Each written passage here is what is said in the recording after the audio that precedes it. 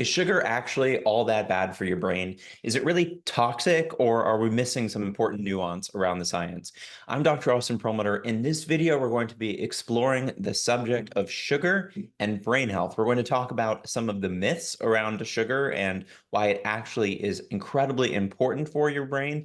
And we're going to be talking about some of the science showing why sugar can be concerning and even dangerous for long-term brain function. Now, this is a topic that many people have been talking about for many years in terms of these kind of extremes. Avoid all sugar, or sugar is the worst thing possible for your brain. Why are they saying that? And why are so many people opposed to sugar for general health, and in particular concerned about sugar as it relates to things like cognition?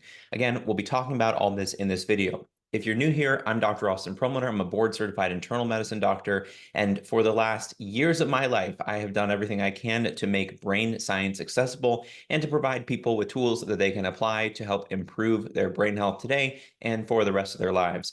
This is going to be a shorter version of a much longer video that I'm going to do on the topic of how sugar acts on brain function, how dietary sugar acts on brain function, how blood sugar acts on brain function. But for this video in particular, we're going to focus on, again, some of the core myths and the realities around sugar and your brain. So with that said, let's jump right into the topic. How does sugar actually influence your brain, and is it toxic? You've heard some variant of this idea, which is that sugar is this toxic, deadly molecule that is probably the worst thing for every aspect of your overall health, potentially even your brain health. You may have also heard people say, well, I need to eat some sugar because my blood sugar is going down and I'm not thinking straight. So what is the reality of this? Well, like everything else in science and in nutrition science, there is some nuance that we have to understand. And the most important point of differentiation here between the potentially toxic sugar and the sugar that we absolutely need for brain health is to understand the difference between sugar in our diet and sugar in our bloodstream, or blood sugar. There are some significant overlaps in these subjects, but they are not the same thing.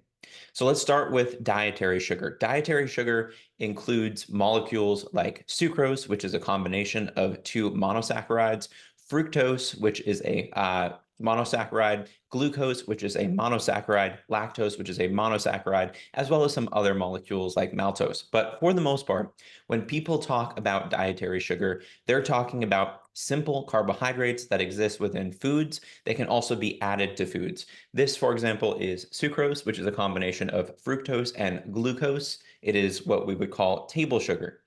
So dietary sugar, again, is talking about sugar that is in our foods. To some extent, we would talk about the conversion of foods that are simple carbohydrates into digested sugars. By and large here, what I want you to understand is that dietary sugar refers to these simple carbohydrates found in our meals, either in a natural form, like, for example, the fructose in an apple, or in an added form. For example, if we were to take molasses or brown sugar and add it to a food to increase its palatability.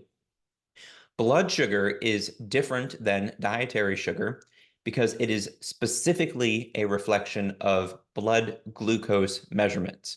So blood glucose levels is blood sugar. Blood glucose levels, or blood sugar, are influenced by a variety of factors, everything from sleep quality to stress levels, to whether we're exercising, to whether we're fasting, to our hormone levels, and certainly also by diet, as well as things like pharmaceuticals. Point here being that there are many things that modulate our blood glucose levels, and these things include a host of variables where the sugar in our food is a pure reflection of what is physically present in what we ingest.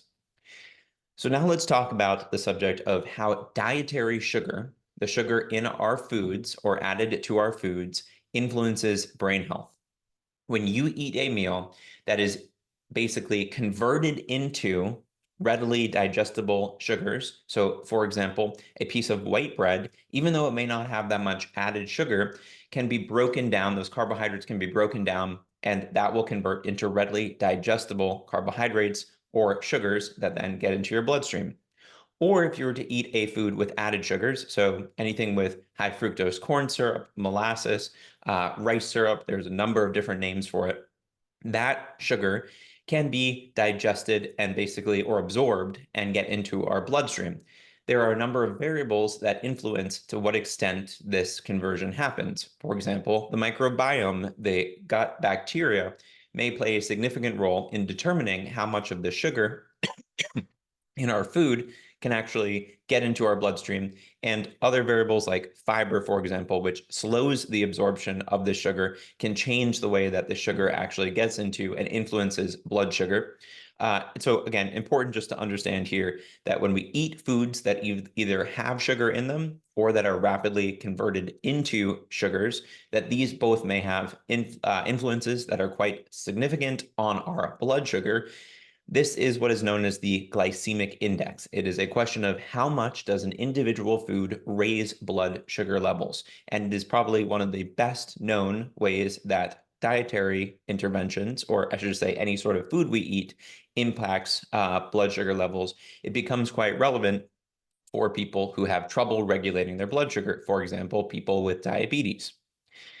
What is important to understand here is that any individual meal that a person may eat, even, for example, if I was to eat a couple of scoops of this pure sugar, it wouldn't necessarily have too much of an impact on brain health because we have a number of systems in place to regulate blood sugar levels and to regulate brain energetics and the effect of blood sugar on the brain. So again, if I was to eat a bunch of this sugar, it might spike my blood sugar levels to a substantial degree, not as much as it would in a person who has insulin issues. But the effects on my overall health, long-term health, not very much because I would release insulin. Insulin would bring down blood sugar levels. And frankly, the amount of impact that that would have on brain function, maybe not that significant. But importantly, what we know is over time, if people eat diets that are rich in added sugars, if people are constantly consuming foods where something like this is added to what they're drinking in particular, this can have a significant impact on long-term brain health. And so we know that added sugars in the form of sugar-sweetened beverages, or SSBs, have been linked to increased risk for a host of brain-related conditions, stroke, depression, dementia. And the reasons for this we'll talk about in a minute, but have to do with long-term regulation of processes like metabolism, inflammation, and oxidative stress. Foods that have large amounts of added sugars are also key components of what is called the standard American diet or the Western diet or an ultra-processed diet. And this diet on the whole is linked to higher risk for things like dementia and depression. And in a recent study published in Animals, consumption of this type of diet has actually been shown to disrupt multiple aspects of brain function. So to summarize this again, when we're talking about what does dietary sugar do to brain health, what we know is that when people eat a diet rich in added sugars, in particular, sugars in the form of sugar-sweetened beverages, this correlates with worse brain health outcomes. In addition, a diet that includes many foods with added sugars and generally processed foods that happen to be higher in added sugars in general, this is going to increase risk for a number of brain health conditions on average. So now let's talk about how blood sugar influences brain health. This is where a lot of recent research has focused on things like a ketogenic diet on Alzheimer's disease. The reason being that our brains, even though they only make up around 2 to 3% of our body weight, use up around 20 to 25% of the body's glucose at a given time. So our brains use primarily glucose as fuel. That is really important. Yes, it is true that if you are on a very low carb diet, if you're on a ketogenic diet, if you're on a longer fast, then your body is able to produce these ketone bodies and your brain is able to use more of these ketone bodies as fuel. But for most people and most of the time, glucose is the primary source of fuel for the brain. Importantly, as we age, it appears based on the research that our brains have more trouble getting access to and utilizing glucose. This has been called cerebral hypometabolism. This change, meaning the brain having more trouble getting access to fuel, seems to be quite pronounced in Alzheimer's disease, which is why Alzheimer's disease has been called by some people type 3 diabetes. It's because of these metabolic changes in the brain's seeming ability to process, utilize glucose. We also know that conditions that are associated with problems regulating blood sugar levels are linked to a higher risk for developing brain diseases and brain conditions. The best example here would be the most common concept of blood sugar regulatory dysfunction, which would be type 2 diabetes. Now, important to understand here that when you add in all the people with prediabetes and type 2 diabetes in the United States, we're getting to the point where that is the default state where most people have at least prediabetes and a substantial portion of the population has type 2 diabetes. So this isn't necessarily an outlier or an anomaly. This is the state that many people are experiencing, probably most people now. What we know is that having type 2 diabetes appears to increase risk for depression and dementia. When it comes to dementia, some research suggests a 60% increase in risk for developing dementia in people with type 2 diabetes. We also know that even insulin resistance, which can come alongside a condition like type 2 diabetes, but potentially could come before type 2 diabetes, is linked to worsened cognition. And to kind of round this out, it is explicitly clear, and anybody who has worked in a hospital setting would know this, that very low blood sugar levels and very high blood sugar levels can cause acute and dramatic issues with brain function. So here what I would say is that blood sugar is the primary source of fuel for the brain because the brain can't really synthesize too much of its own fuel, doesn't have storage for fuel in the form of glycogen. So too much high, low blood sugar levels over too long of a period of time, or if it's extreme high or extreme low, all compromise brain health. And so the goal here, and what we'll talk about in a moment, is trying to look at ways to maintain a more steady blood sugar level if our goal is to preserve, protect, and optimize brain health. Now let's talk about some of the mechanisms that link blood sugar, dietary sugar with brain outcomes. It is important to understand that this is still an area of active kind of discovery and current research. But what we do know is that in the context of certain conserved variables between both eating a diet rich in added sugars and a diet and having high blood sugar levels, that these systems appear to be altered. So both a diet high in added sugar and variable blood sugar levels, high, low, and otherwise, but especially when it's high for too long, are linked to insulin resistance. When insulin resistance occurs in the body, that means our cells may have more trouble getting access to fuel. It may mean we have more trouble pulling glucose out of the bloodstream and putting it into our cells. It's also, though, thought that in the brain, insulin resistance may make it harder for our brain to get access to fuel, but maybe more importantly, insulin in the brain is involved in processes like neuroplasticity, the wiring of our brain neurons. And so if insulin is basically impaired in terms of its signaling as a reflection of systemic insulin resistance, that could lead to brain-specific problems that could then translate into issues with cognition. Mechanistically, one of the key roles here in terms of connecting dietary sugar as well as blood sugar with brain health outcomes is describing what is basically an altered state of immune function called inflammation. How would inflammation result from high blood sugar levels, from high dietary sugar? One of the connections would be the development of what are called advanced glycation end products, or AGEs. AGEs are, in essence, the scenario where high levels of sugar in the blood can tag proteins with glucose. And when that happens, it may produce oxidative stress, which subsequently leads to inflammation. So again, dietary sugar, specifically too much added sugar, is linked to dysregulation of blood sugar. And when blood sugar levels are consistently high, that may increase the odds of these advanced glycation end products that lead to oxidative stress that promotes inflammation. Kind of a long series of steps there, but the bottom line is to understand that a diet high in added sugar and a state of relatively high blood sugar over long periods of time both may contribute to inflammation through this pathway.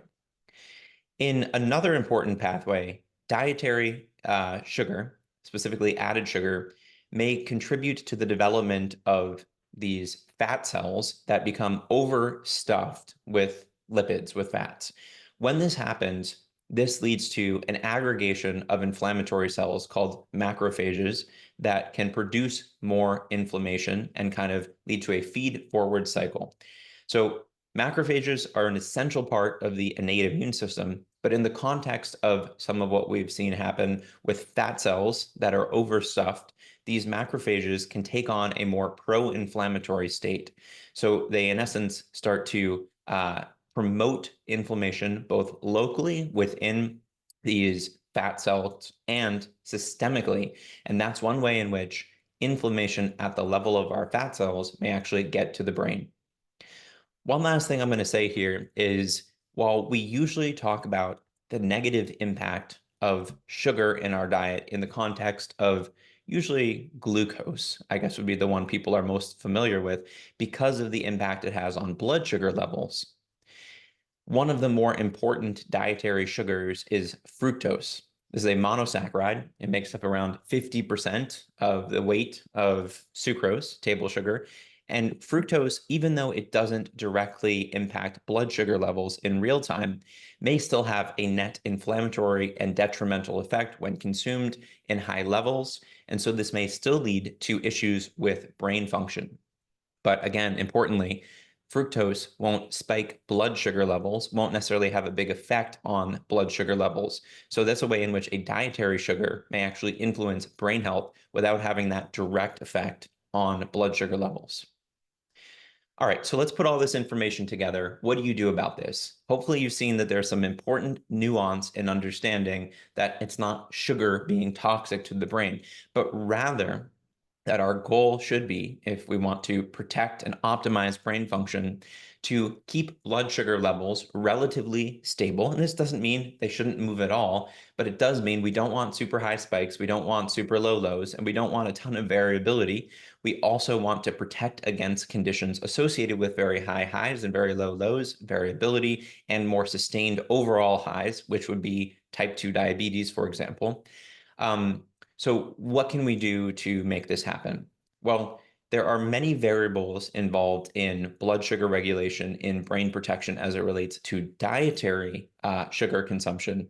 But what I would say, and again, I want to exclude here the need to specifically address individual populations, type 1 diabetics, for example, and too much of a focus on the specific mechanisms.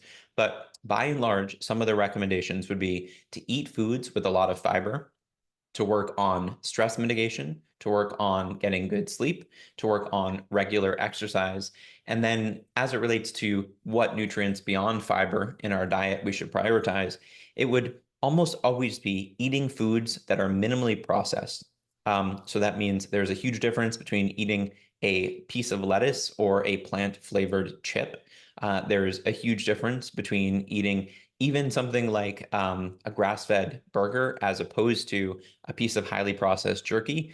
Even though that may not have a lot to do with added sugars, what we're seeing is that processed foods can actually dysregulate blood sugar long-term in other ways. So generally speaking here, what we're saying is eating minimally processed foods is a great vote for blood sugar stability and brain protection.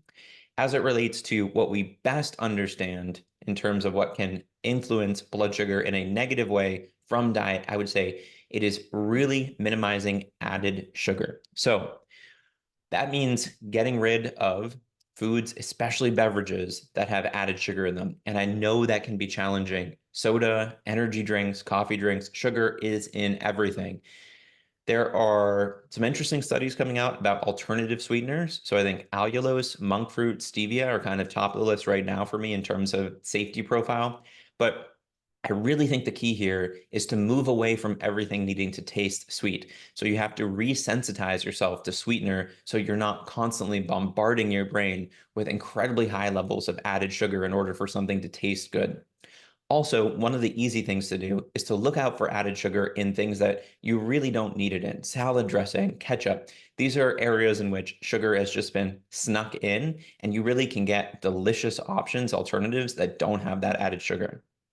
Lastly, I would say that while it's not directly the added sugar, that foods that rapidly convert into glucose, that are things like white bread and cookies, generally any pastries, most breakfast foods, should be considered something to perhaps decrease in favor of eating more real foods with whole grains as opposed to these ultra processed grain products. So, generally, though, to kind of summarize this message, it is doing the basic lifestyle modifications, getting good sleep, getting good exercise, stress modification or mitigation, and it is definitely prioritizing a diet that is minimally processed. With all of this said, there's still a lot more to talk about as it relates to how sugar influences brain health. And if this has been interesting to you at all, make sure you subscribe because there'll be lots more content coming out on this subject. I'll also say all of this content is for purely educational purposes. This is not meant to be medical advice. And I really appreciate you being here. So thanks so much for watching. I'll talk to you again soon.